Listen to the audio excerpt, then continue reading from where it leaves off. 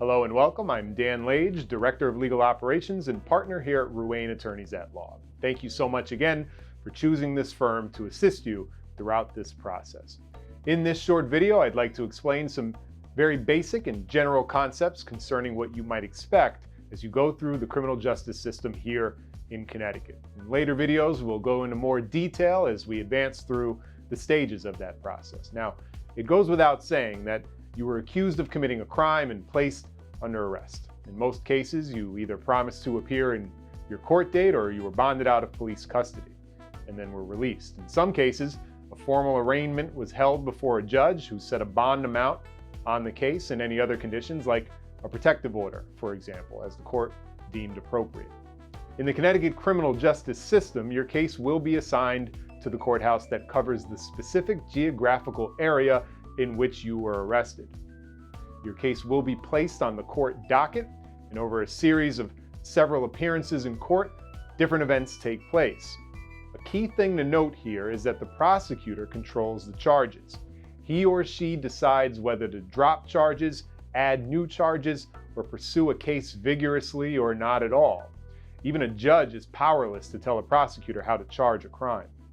On your first court date, we will file an appearance form. It's a document that lets the court and the prosecutor's office know that you are represented by a lawyer. That appearance also entitles your lawyer to acquire sensitive information on your case called discovery. And then we have substantive discussions with the prosecutor and the judge. The first court date is often just a basic exchange of information between lawyers. In fact, clients typically don't even need to appear in front of a judge. The next few court dates typically involve the lawyers updating one another on the case in various forms. Discovery is exchanged, negotiations take place, and information is further developed. The period between court dates is largely uneventful, as progress is usually made on the court date itself.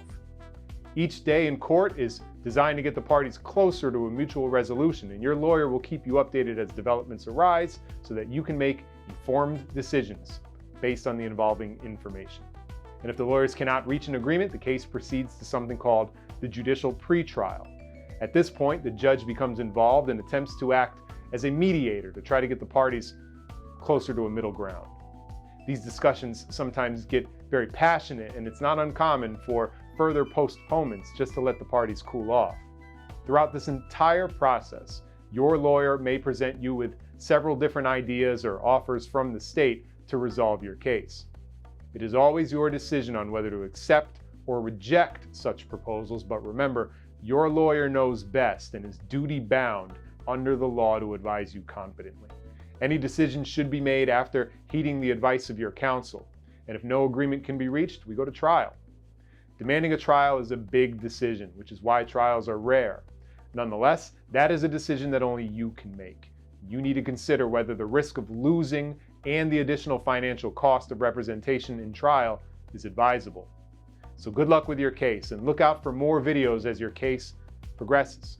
And as always, if you have any questions at all, the best way to reach us is through text. That's 203-925-9200, and someone should respond quickly. Thank you.